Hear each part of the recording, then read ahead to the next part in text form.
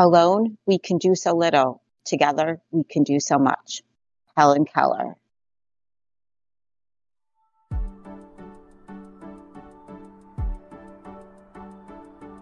I'm Julie.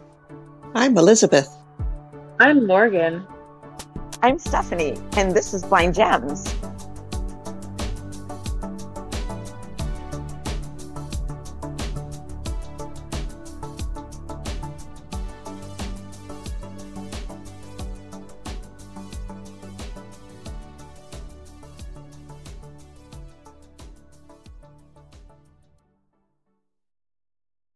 Hi, good morning and welcome.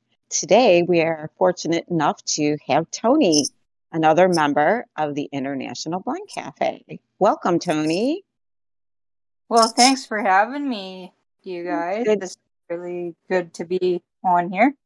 Yeah. So, for starters, why don't you tell us a little bit about yourself and how you came to join the IBC?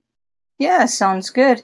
I grew up on a farm all my life, and then when I was 19, after I graduated high school, I did all my education in the rural schools, had my own teacher's aide throughout, and when I graduated, I moved to Medicine Hat and went to the Medicine Hat College, took teacher's aide, and after I graduated that, I was a substitute teacher's aide for one of our districts here in Medicine Hat, and then I felt that I just wanted to not work in the classroom. So it just so happened that I was told about a job offering through Next Step Residential Services and had an interview. And I've been there ever since. I'm a disability support worker. I'm on my 15th year there. And I also work for Family Managed as well, working as a disability support worker. Been there for over 12 years. Wow, that's amazing. What was it like growing up on a farm? Oh, it was the best life. My parents, they treated me no differently than my sisters. I was out there not only riding pedal bikes, but I had my own motorcycle as well. And wow. Yeah, even when I was given a crash course with it and just about hit the barbed wire fence because I couldn't find the brakes fast enough, I still got to ride that motorcycle. So when did you actually start to lose your vision, or have you always had low vision? I was premature, so I was only in my mom's stomach for 5 months. Right. And I was a pound and 13 ounces. I spent my first 9 months hospitalized in different hospitals. I was born here in Medicine Hat. But, the only thing that I have is being legally blind. So that's quite amazing. I'm a real fighter, they say. No doubt. Yeah, truly. That's amazing. Wow. It really is, yeah. That would be so cool to grow up on a farm. Did you have animals? And was it a working? Oh, we had this sign on our chicken coop that said the funny farm. Oh. We had everything, yeah. We had cattle and pigs, ducks, chickens, buffalo. Oh, there was always so many different animals. That's cool. That is so cool. It really is. I love your work that you do in the community, Tony. Can you tell us a little bit more than that? I know you said you've worked for one agency for 15 and the other for 12 years. Is that always with the same client, or do you have different clients? Actually, from when I started working for Next Step, the client that I had was a child, so I've got to see him become an adult, and I still have that client today, but I've also had other clients that didn't need my services anymore, so that's been a neat thing to see. You know, you were there from the start and at the end of it, and it's definitely a rewarding job. I can imagine. And it's so wonderful that there is that support within the community. And what about for you? What's the support been like for you to enable you to pursue this career for so long? Well, it's just I'm so independent as well, so that's helped me use the skills that I have to, you know, help the individuals be independent as well. It's like, you know, I can do this with a vision loss, so you can do this as well. And yeah, I didn't really, just like the support of my family and friends growing up and through CNIB as well. Yeah. They've been helpful in the sense of, say, if I needed a orientation mobility skills, I needed to know about those because, you know, I grew up on the farm, so moving to the city 3 hours away from my parents, I can't have them driving me around, and I take the transit system like I know all the drivers. They can just say something and I know who they are, and they know some of them know That's who so I am. cool. Yeah, that's why I wouldn't want to move here. That's why I wouldn't want to leave here, because I just know how to get around, and people are just willing to help if you're lost. Well, most of the time they are. I think when you're blind and visually impaired, familiarity is like so big. Yeah, it trumps everything. It really does. Yeah, for sure. Yeah, and you just find those landmarks. You know, you just find those landmarks, and then you just know where you are. You can always get unlost, and trust me, I've been lost in more than one situation. Snowstorms and everything. So, Tony, I know you grew up in a smaller community, and I live in a small community. Well, I live in a small province. Right. So, what do you find the community support like? I know now you're in the city, but when you weren't in the city, what was the support like there? Oh, it's amazing. You know, everybody knows everybody, and if you, going back to the school life too, like if people misbehaved, like for example, if we were in gym class and somebody was just gonna fire a ball at me and not let me know that they're gonna be doing that, my teacher's aides would be like, "You want to do that? Go ahead, but I'm gonna blindfold you." That's and do it back. yeah.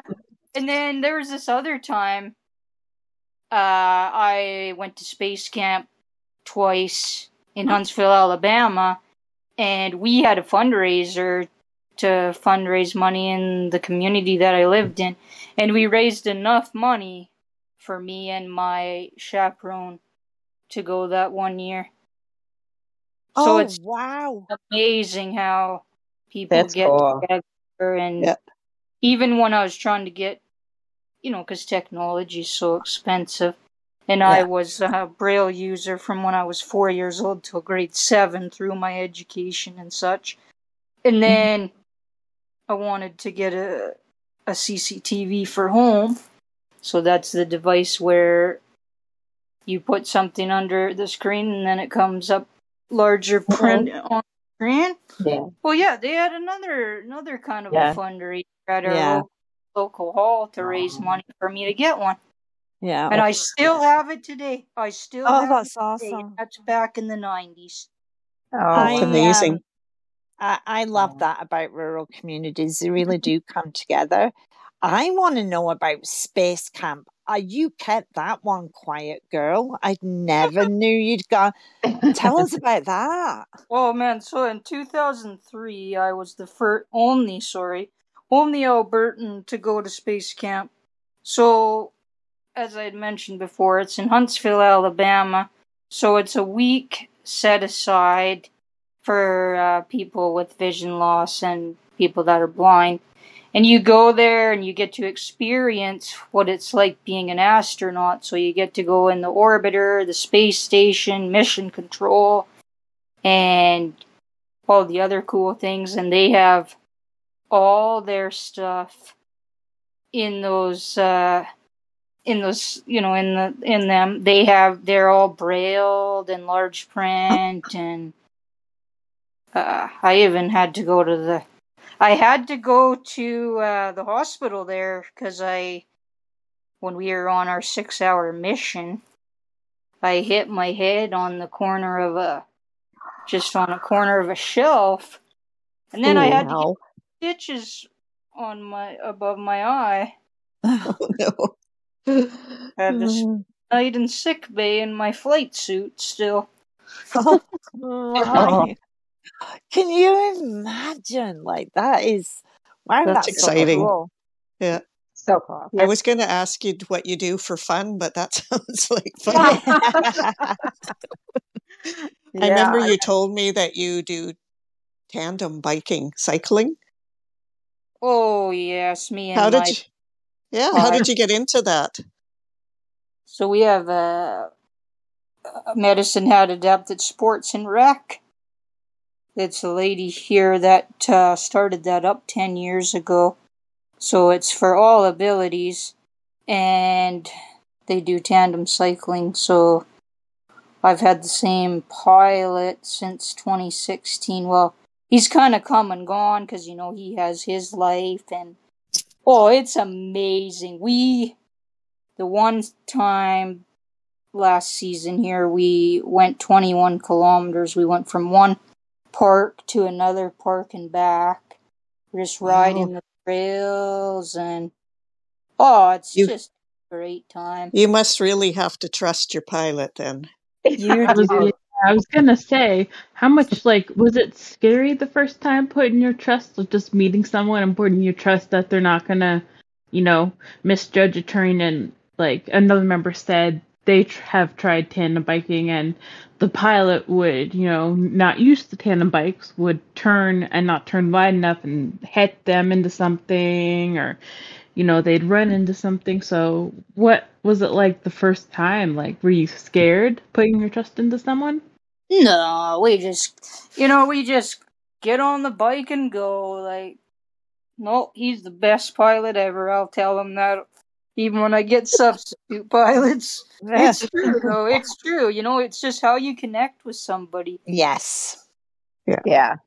Yeah, some people, it's just natural that they become an extension of you, even if they've never had the experience of leading someone with sight loss before. And then there are those that say, oh no, I do it all the time. And they're the ones that will walk you down a flight of stairs and not tell you they're there, right? Or into the door jam or something. It's like, oh no, okay, I'll just use my cane. Thanks. Yeah. That is so true. Tony, you probably have a million stories, I think, that you could tell us for days and days. I think you are fearless, but it sounds like to me that your family, and I think were so, like you said, they didn't treat you different, but yet they knew what you needed from them. I always feel I lost my sight later in life that they tried to help, but there's just a disconnect a little bit. They want to help, but they want to help their way, not how I need them to help me. No. You know, yeah. But it seems like right off the bat, your family was just like, got it. And I think that makes all the difference in the world, you know? And my family, like, they're always saying, just ask for help. Don't be scared to ask for help. So when they come here, because they're 3 hours away, right? And I'm like, okay, got a couple things for you to do. I tried to do this, but okay. It didn't happen. I tried. Then, it takes Dad 30 seconds to do something. I'm like, oh, really? So you keep a running daddy do list for when you shows that, right? Yeah. Gotta love that. I think it's hard for us ladies that are, I mean, I was always fiercely independent, and it's really hard to ask for help. Yeah. It's you have to really, it's a mindset, you have to eventually say, I need to ask, and I just have to. It's humbling, it's humbling when you have to say, it's a very simple task, but I can no longer, and it's like you have to take it off your list of, okay, I'm going to add this to the list of the things now I have to ask for help for. So for me, sometimes it's like, can't do that now. All right. I'm defeated. So yeah. And I'm stubborn. And I have a feeling, Tony, you're stubborn too. You're not going to ask for help. Definitely. Yep. My thing is when I ask for help and they completely take over, I just wanted this one help with this one or two steps, and then you can but you come in and you take right over. It's like, ooh, that drives me bonkers. Oh, I don't like that. Yeah, they take over my space or something, and then you got to figure it out for yourself afterwards. Yeah. My mom tends to do that with cooking and baking.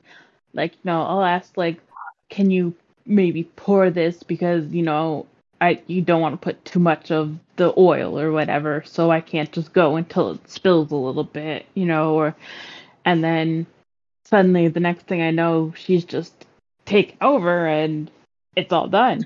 Like everything's added, it's mixed, and I'm like, well, I could have done everything. I just needed help with this one step, and I'm extremely grateful she's so helpful. But sometimes, she just takes over and then keeps going, and I'm like, no, I just needed a little bit of help with like preheating the oven, like that's it. And they're like, oh, I just wanted to make it easier for you. It's like, no, I can do it. I know it takes a little longer, but I'll ask it out. Do you guys ever get a lazy moment and just say, give in and say, can you just do all of it? Yes. Of course I do. Did I tell the story? With the cooking? Oh, go ahead. Tell the story. Sorry, I was gonna say, did I tell the story on? I know I told it in the cafe, but did I tell it on here about my cereal mishap? Oh no! Oh, go on.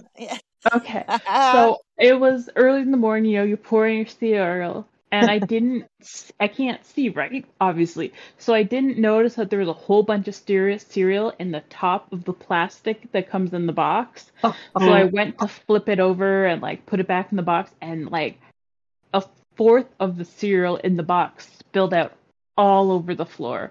And I was like, oh man, I don't want to clean this up. I just woke up, but I'm gonna have to. And then my mom's like, you just continue on what you were doing, pour your milk into your bowl.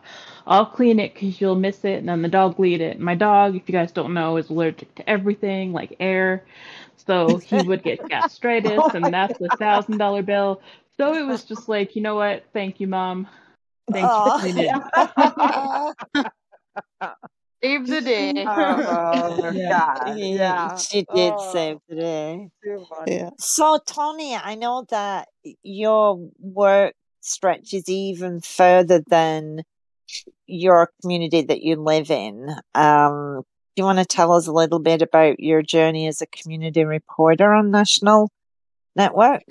Yeah, for sure. So I had the opportunity of being a community reporter for Alberta for the last 3 years, and I gotta say, that's been a really good experience. I can remember the first time that I ever was on air. I basically just like would read off the notes and, not really have that much enthusiasm kind of thing. And like now it's way different. I'm basically just come up with the topics that interest me.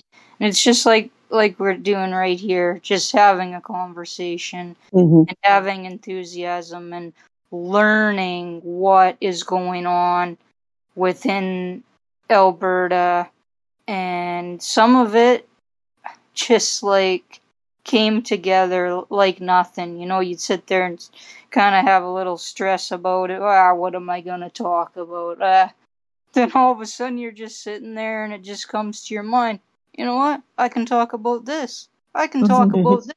Or, I just had an experience that just happened. I can talk about that. So, no, it's been pretty cool, and the experience that I got from it, and who knows? Maybe it will happen again sometime. Oh, I hope so. Yeah. You have a very powerful voice within the community, and I'm so thrilled that you use it, and that you had the opportunity to do it on AMI, because you've reached and touched way more people in their homes than you can imagine. Than we even realize. Like, I just people that listened, and that's just the ones that listen. I don't know everybody, right? Like, yeah. I love the feedback. I love the feedback that people give you in when you're doing these things. Like, oh, do you realize, maybe don't say so much, or the ones that I didn't like, it's like, oh, I wanted to talk about this. I wanted this to talk about it. And then in your head, you forget and you just beat yourself up about it. And then you tell whoever, confide in somebody's like, Tony, we didn't even know. That sounded fine. It's like, just knowing that in my head, it's like, I never did write anything down in Braille or anything, but I could have if I really wanted to. But yeah. But it's human. Yes, absolutely. But it does. We can do that. We do that with this podcast. We listen to it back before it's released, and we're like, oh, I should have said that. Yeah, I can't believe I said that. Or, oh no, I interrupted Stephanie 3 times. We never focus on. And then when somebody does say something complimentary, I know I do. I try and brush it away that, because I don't take compliments well. I don't. I never have. No, same.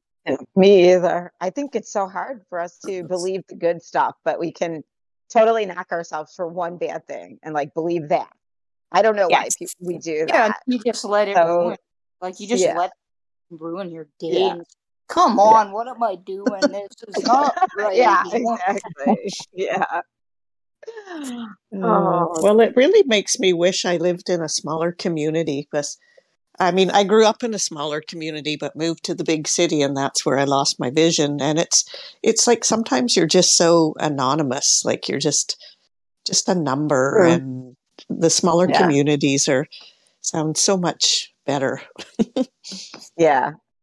There's pros and cons to everything, right, Tony, Morgan? You grow up in a small community and everybody knows what brand of toilet paper you buy. You know what I mean? Yeah, right. So there's something to be said about anonymity at some times. True. Yeah, true. Yeah. That is very true. Like, my grad class was a class of 10. So, oh wow. We all had our own grad songs, and that's crazy. Yeah, that is very small. Wow, that is small. Yeah. So Tony, it's been absolutely fabulous talking to you. Thank you so much for coming on, and I hope you'll come back sometime soon. Oh, Thanks we've only for scratched. Yeah. We've only scratched yeah. the surface.